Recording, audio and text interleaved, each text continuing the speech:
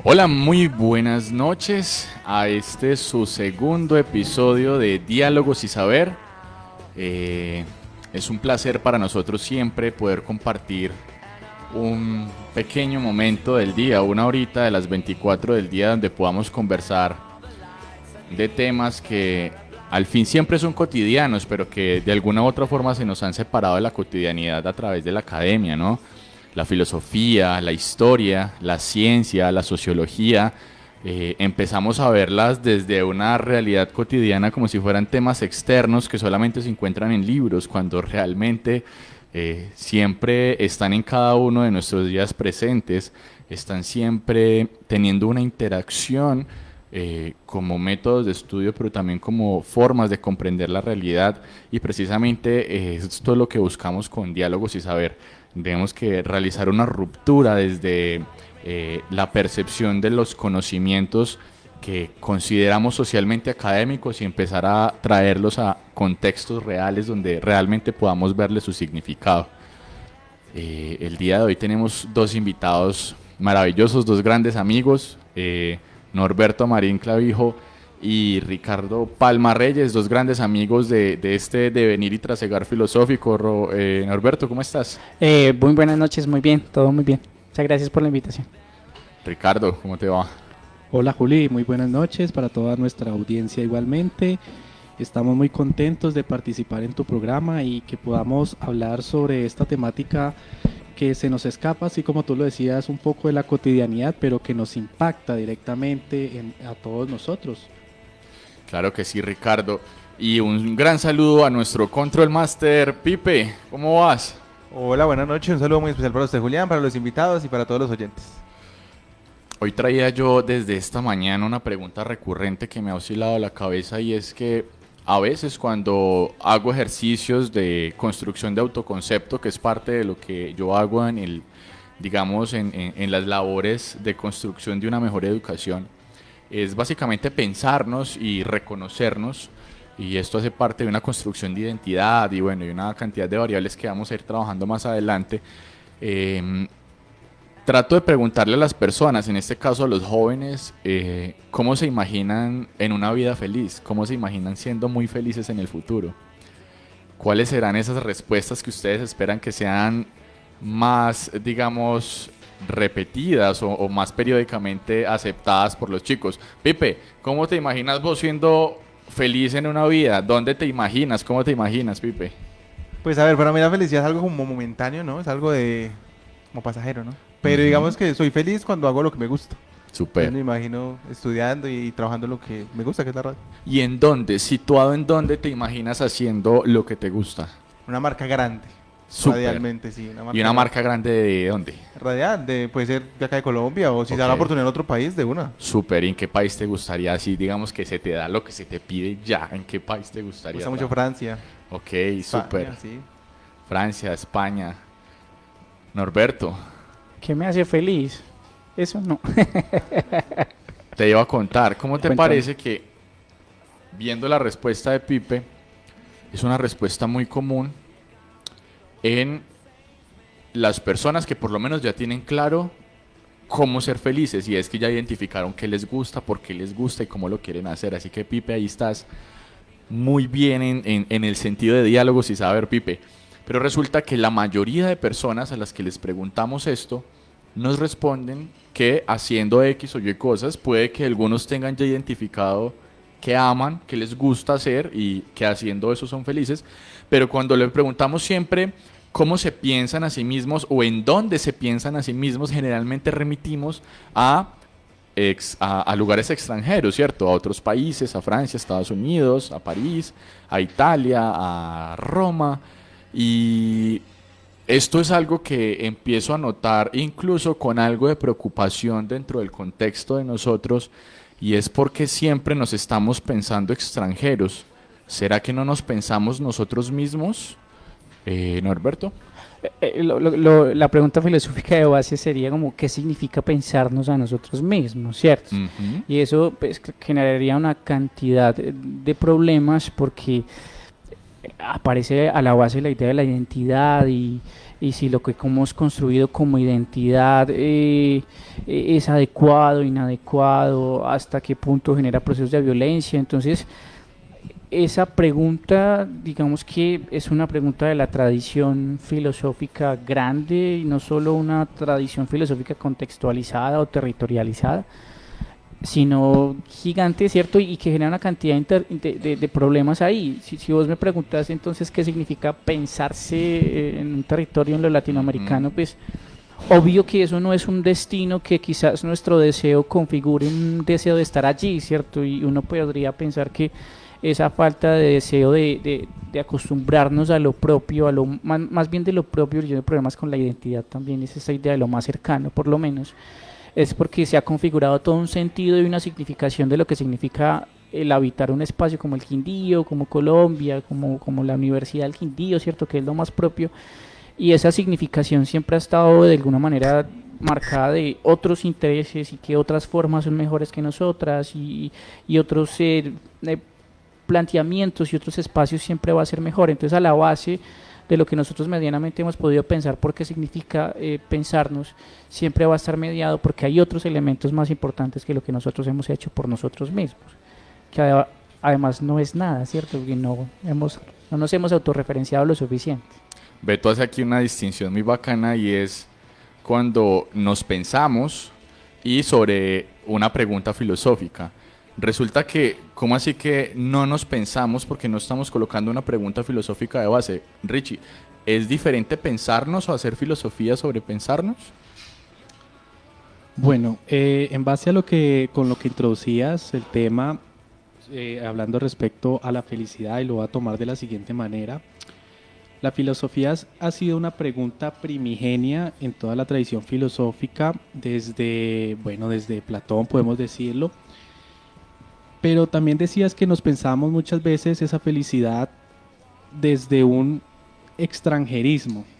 Y esto ha sido en base a un proceso de mundialización, o lo que nosotros conocemos más comúnmente como una globalización.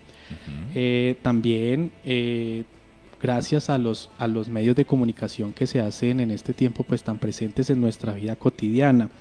Así que ese pensarnos va influido directamente también por lo que nosotros consumimos. Hablo de lo que leemos, hablo de con quién conversamos, hablo del entorno en que nos rodeamos. Pero entonces quiero decir que se nos ha vendido un tipo de felicidad que no es la de nosotros. Okay. Entonces empezar a pensarnos realmente cuál va a ser nuestra felicidad, o sea, cuál es la felicidad que no está influenciada, y empezar como a tener esos filtros para poder entablar, que esa es como la tarea filosófica, preguntarnos y poder realmente saber preguntarnos acerca de las cosas. Ok, o sea que la función filosófica sería más o menos enmarcar un sistema de pensamiento, cómo estamos pensando las cosas, que sería lo que me dices como más o menos cuando entendemos una felicidad que no es la propia, es porque estamos usando un sistema filosófico ajeno de comprender la realidad. Va por ahí la cosa, ¿sí? Sí, claro, tiene que ver con cómo se ha modificado el deseo, ¿cierto? Entonces, la modificación del deseo, que quizás es la mejor forma de pensar cómo funcionan los ejercicios de dominación, digamos, no quiero decir esa palabra, hegemónico, ¿sí? Cuando hablamos de hegemonía. Bueno, expliquemos qué es hegemonía. Exacto. Estamos hablando de un ejercicio en el cual el sentido común se vuelve homogéneo y se piensa que ciertas cosas son más importantes que otras a partir de un sujeto que denuncia qué es lo bueno y qué es lo malo, ¿cierto? Entonces, en ese sentido, la modificación del deseo siempre parte de un contexto, y ese contexto siempre va a decir que lo que deberíamos pensar o lo que deberíamos sentir, incluso, que es más potente que la idea del pensar, porque uno diría que el deseo es lo que impulsa el pensamiento, va a estar mediado por una serie de elementos que tienen que ver con política pública, economía. O sea, eso no son elementos aislados de la filosofía, ¿cierto? Solemos pensar la filosofía como una cosa muy abstracta, muy pura, y está contaminada por todo ese tipo de elementos y ese tipo de discursos. Entonces, claro, el deseo está modificado, no pensamos que lo que signifique, no sé, ni siquiera los problemas más inmediatos, es decir, pensar el problema de la educación en Colombia, pensar en el problema. Hay algo muy chistoso, y es cuando uno pide en clases, por ejemplo, ejemplos de procesos de violencia global, entonces es muy normal que la gente diga, no, Alemania y los campos de concentración, y Francia y sus gulags, ¿cierto? Ay, pero deme un poquito más de cercanía, ¿sí? No, o sea, la modificación del pensamiento está mediado por unos deseos que nos ya dicen que lo que estamos haciendo nosotros no es digno de ser contado. Y ya se vuelve difícil pensarlo de nosotros, lo de nuestro territorio. Nos incomoda, ¿cierto? No es importante, está fuera de moda. Ahí saco yo dos conceptos que me parecen vitales: territorialidad y lenguaje. Uno, pienso que la manera en cómo nos entendemos y comprendemos la realidad misma, lo que podríamos llamar un sistema cosmogónico, una cosmogonía, y es cómo nos relacionamos con todo lo que está afuera, está mediado en un primer momento por el lenguaje. Cada territorio tiene su propio lenguaje y cada lenguaje obedece a una cosmogonía de ese territorio. ¿Cómo así? O sea, las palabras que tenemos en cada una de las lenguas obedecen a la realidad que esa lengua necesita describir inmediatamente. Para eso es el lenguaje, para poder transferir la realidad a una comunicación, ¿cierto? ¿Qué pasa con nosotros? Que eventualmente estamos abandonando nuestro propio lenguaje, ¿cierto? Estamos abandonando las lenguas nativas, las formas que incluso, digamos, históricamente habíamos desarrollado de hablar el castellano, de hablar el español, digamos esas formas tradicionales, donde encontramos, por ejemplo, los acentos, las formas campesinas, las formas indígenas, las formas palenqueras, incluso de hablar el español, que es digamos, una lengua colonial, y empezamos a rechazar a estos modos de hablar esta lengua como si fueran errores de la lengua para imitarlo más estrictamente posible a esta lengua colonizadora, ¿cierto? O sea, cada vez queremos más abandonarnos identitariamente con el territorio y acercarnos más digamos, a aquello que es extranjero. ¿Cómo podemos, Ricardo, hacernos una identidad de territorio desde un ejercicio de pensamiento latinoamericano? Bueno, ahí tenemos varias cosas. ¿Por qué pensamiento? ¿Por qué latinoamericano? Pero antes quisiera darle un poquito más de sustancia al concepto que venías trabajando, y es acerca de representar las cosas con palabras en un lenguaje. De pronto, en un principio, al querer reproducir o representar el lenguaje, en lenguaje, las cosas que nos suceden, creamos unos mitos. Okay.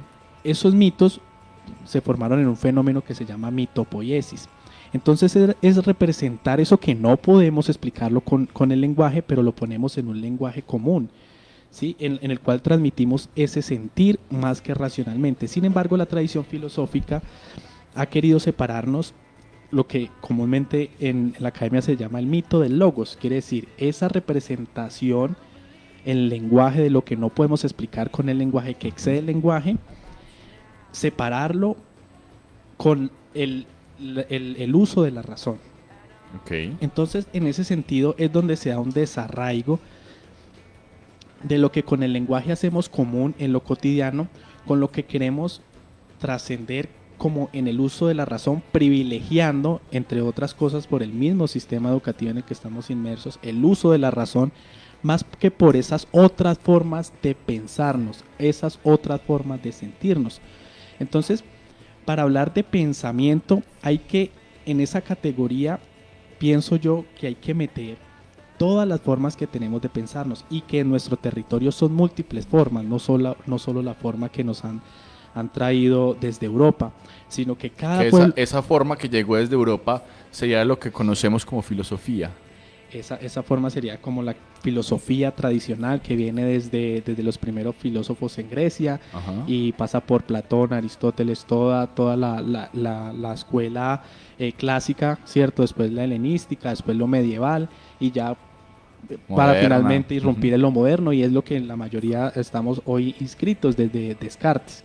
Y entonces es esa dualidad de razón, ¿cierto? De razón y sentir. Entonces ahí separamos. Y al separar, pues obviamente nuestra cultura, nuestra tradición va permeada mucho por los sentires colectivos, por el diálogo, pero un diálogo de sentir, de cercanía, más que por lo que realmente podamos decir desde la razón. Entonces a partir de ahí ya tenemos un primer distanciamiento. Y es que al hablar de pensamiento estamos involucrando todas las formas de pensarnos, no solamente la de la tradición filosófica, porque en un principio la filosofía era en la cotidianidad. Ajá. Desde Platón, desde Sócrates, era en el ágora, con el pueblo, pero hubo un momento en que separamos eso, y entonces ya esa filosofía, esa forma de pensar, de pensarnos, se vio encerrada en cuatro paredes, en un aula de clase, en una oficina, donde una persona emite su discurso desde ahí y ya todo el resto tiene que escuchar. Dices algo que me acaba de impactar mucho, Ricardo, y es que básicamente estamos colocando la responsabilidad o la tarea de razonar a un sistema hegemónico, o sea, a un modo de pensar que no es propio, ¿cierto? Un sistema hegemónico occidental, extranjero, que sería europeo, que denominamos filosofía. Entonces, en filosofía, a ese sistema de pensar extranjero le ponemos la tarea de razonar. Y a lo nuestro nos dotamos lo que queda, que sería el sentir. Sentimos nuestro territorio, sentimos nuestras raíces, pero no las razonamos con una cosmogonía propia de nosotros, sino que la estamos razonando con una cosmogonía extranjera, por lo cual ese sentimiento, cuando lo traducimos al lenguaje, no tiene el mismo valor que tendría si lo estuviéramos pensando con nuestro propio sistema de pensamiento. Yo le ¿Eso es diría así? arraigo, ¿cierto? Ok. Arraigo en el sentido más afectivo, es decir, lo que yo pienso en relación. Hay una cosa muy bacana y es que se suele, digamos, en el plano de la cultura entendido como cotidianidad, no como manifestaciones artísticas, como obras de teatro, porque es lo que decía Ricardo, la importancia de la cotidianidad, ¿cierto? Ajá. Y el modo de estar.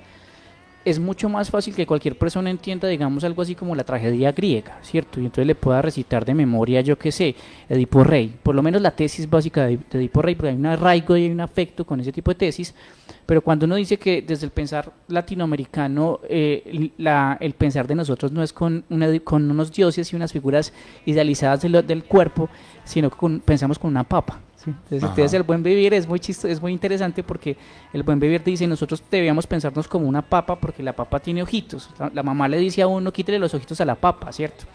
Y ella dice los ojitos de la papa son las perspectivas. Entonces lo que diría el pensamiento latinoamericano en relación al ser una papa es piense con la mayor cantidad de perspectivas posible, o sea, mire hacia todos los lados. Pero eso no genera arraigo, ¿cierto? Porque como eso no está cargado de sí, de lo que decía Ricardo, con una tradición que se empezó a valorar como estética, ¿cierto? Bella, hermosa. Y claro, el problema es que con vos, con lo que terminas de decir, no hay forma de pensar lo propio, Julián, ¿sí?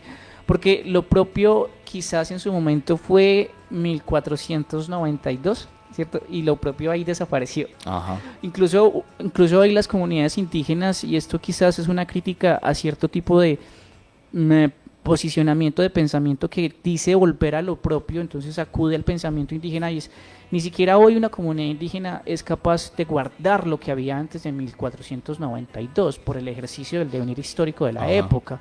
Entonces hoy encontramos comunidades indígenas totalmente contaminadas con Occidente, entonces es cuando dices pensar lo propio se vuelve muy difícil, ¿sí? Se vuelve muy complejo porque no habría maneras de pensar quizás lo propio en términos de originalidad.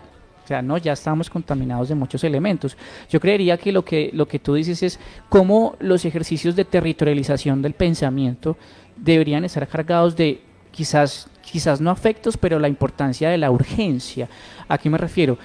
Un país como Colombia sí o sí tiene que pensarse la violencia, la paz, la construcción de paz, el sistema educativo, la salud, y eso es parte de nuestro territorio, pero la tradición del pensamiento latinoamericano y universitario es no nos importa lo propio, ¿cierto? Porque es muy chistoso porque los grandes pensadores de Europa pensaron pensando en su territorio, lo que hablábamos ahorita del lenguaje, y entonces el lenguaje alemán y la gran trayectoria alemana a la hora de la producción filosófica, pero a nosotros no nos interesa eso. Entonces ahí está un problema, y yo sí quisiéramos énfasis en eso de la cotidianidad que mencionaba Ricardo.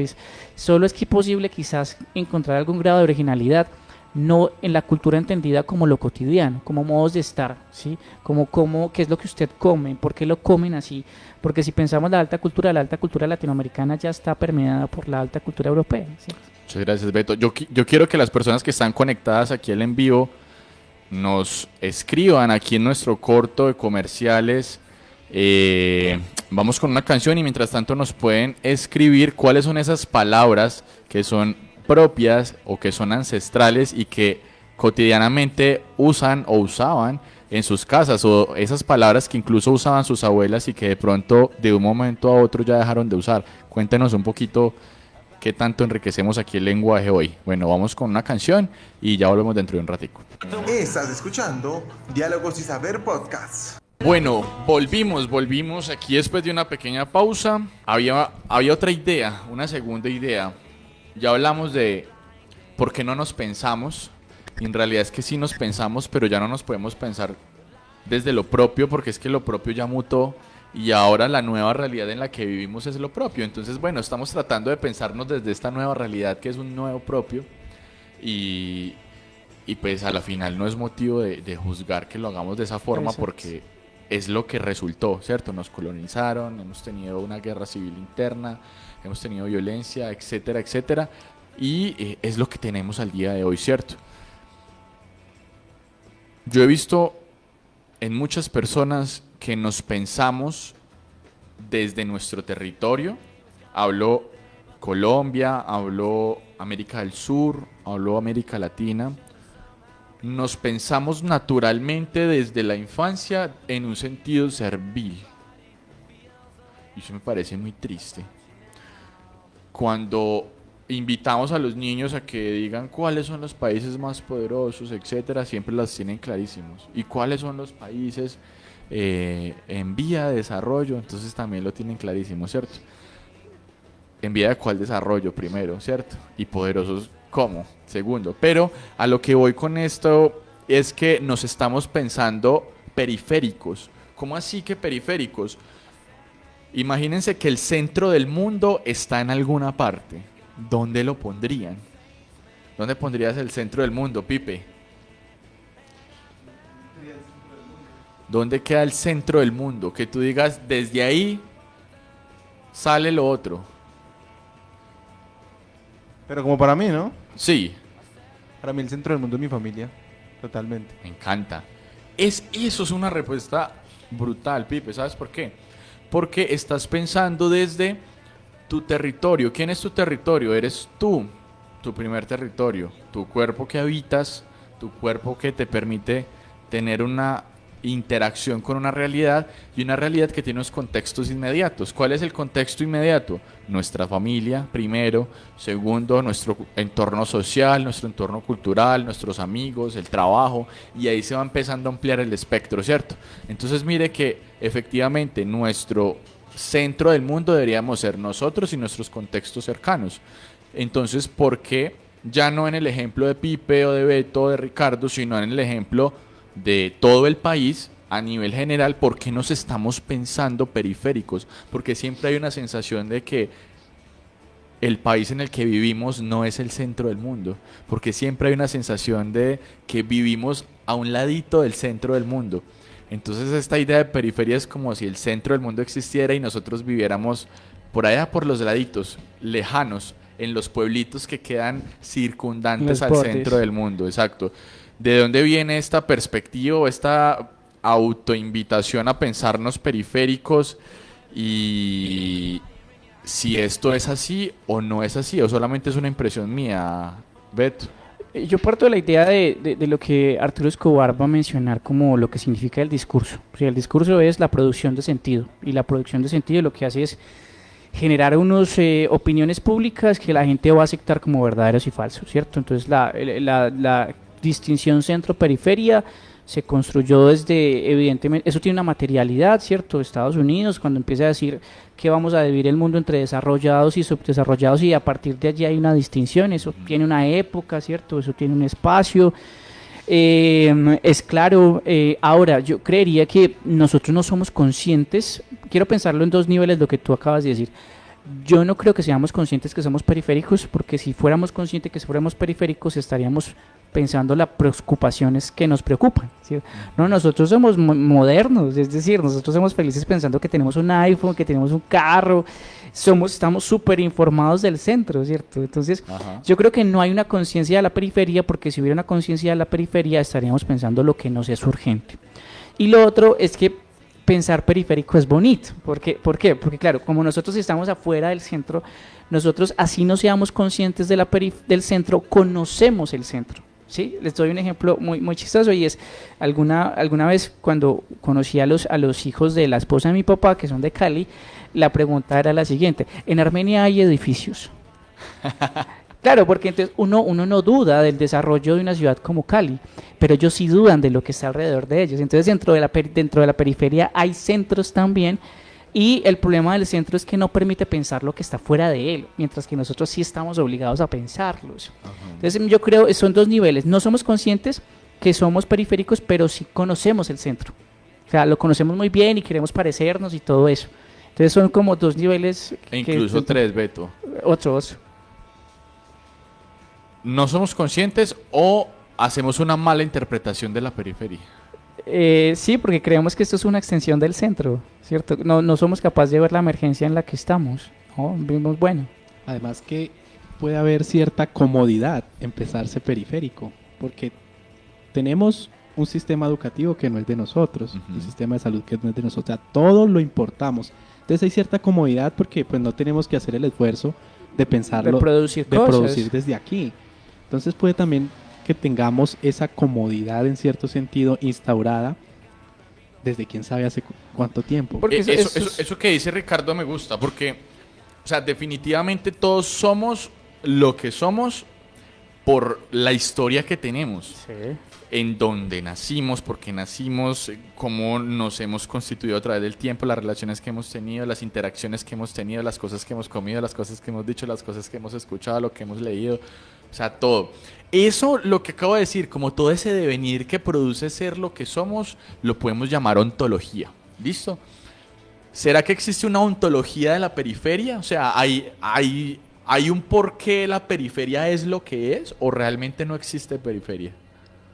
Bueno, puedo hablar más desde un sentido ontológico, desde un sentido genealógico, y es pensarnos étnicamente qué somos nosotros, como latinoamericanos, como colombianos, como quindianos, porque muchos pueden decir, bueno, venimos de unos pueblos aborígenes, ancestrales, originales, como le queramos decir, pero eso no somos. Bueno, somos producto de una colonización, entonces somos descendientes españoles. Eso tampoco somos. Entonces, étnicamente, ¿qué venimos siendo? Si hablamos genealógicamente en etnias, digamos que en términos reproductivos, en esa época, a partir de 1492, la reproducción, si lo podemos decir así, entre un español y un indígena, derivaba, ¿cierto?, a una tipología de persona, pero eso no somos, porque han existido muchos más intercambios culturales. Entonces, a la final, ¿qué venimos siendo? Venimos siendo una mezcla, pero una mezcla no de primer, segundo, tercer nivel, no venimos siendo eso. Entonces, creernos indígenas, españoles, europeos, originarios o de la cultura afro, realmente no lo somos. Entonces, ¿qué somos? Si lo hablamos desde una perspectiva simplemente no ontológica, sino genealógica. Pienso que hay un vacío de identidad, Beto. Sí, pero digamos que la identidad es compleja, o sea, porque uno podría resumir lo que dice Ricardo en una desesperación de no saber qué somos, o en la posibilidad muy potencial de hacer algo con lo que han hecho de mí. ¿Cierto? No vamos allá, no podemos hacer nada original. ¿Qué podemos hacer con esta mezcla rara que somos? Creería yo que es el potencial que nos toca, ¿sí? Ok, o sea, tenemos prácticamente todo por hacer. Todo por hacer, todo por construir, ¿cierto? Entonces, básicamente, pienso que la identidad no es algo que debemos buscar atrás, que debemos indagar, sino más bien algo que debemos construir de aquí hacia adelante, ¿cierto? Es que desde la academia partimos de la premisa de que todo ya está pensado. pienso que por la misma comodidad, ¿cierto? En que a veces inconscientemente estamos. Entonces ya todo está pensado, ¿para qué vamos a pensar algo diferente? Pues es que Cuando- desde hace cuánto las universidades dejaron de ser centros de pensamiento entendidos como innovación. O sea, en estos momentos las universidades no están cumpliendo con ese rol. O sea, las universidades que son repetición de conocimiento. Entonces, estos grandes centros de innovación del siglo pasado, donde había teoría política o ciencia dura, eso se quedó estancado. Ahora que hablas de universidad, pienso que efectivamente es el modo que tenemos en la sociedad de hoy de acercarnos a unos conocimientos determinados, pero históricamente teníamos como ese valor ancestral que los conocimientos se transmitían de generación en generación a través del discurso, a través del habla, a través de los rituales. Todavía surgen un efecto significativo el valor ritual y el valor ancestral en la construcción y creación de esos conocimientos, o eso es algo que definitivamente ya dejamos atrás para la historia? Yo creería que sí. En un grupo de estudio que tenemos con Ricardo, justo leíamos en estos días que quizás algo que se podría llamar como lo propio de lo latinoamericano tiene que ver con una síntesis cultural, lo denomina un autor. Y uno de los elementos de la síntesis es la idea de rito y ritualidad en lo latinoamericano.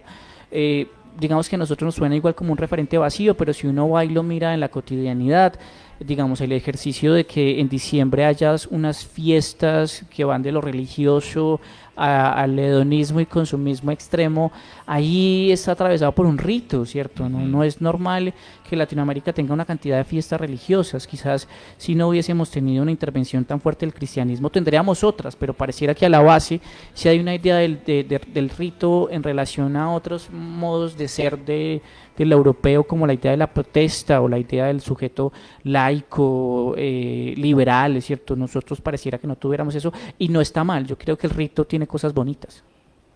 Listo, Beto. Vamos con una última pausa. Vamos aquí con una canción de la maestra Luz Marina Posada y ya volvemos en un ratico. Estás escuchando Diálogos y Saber Podcast. Hola, bueno, volvimos y creo que aquí hemos divagado, muchachos, mucho sobre cómo pensarnos, qué pensarnos, sobre la importancia de la ancestralidad, sobre la importancia de entendernos periféricos, no periféricos, desde el centro. Bueno, aquí hemos dado vueltas sobre todo un poquito, pero creo que hay dos preguntas fundamentales que todavía no hemos resuelto.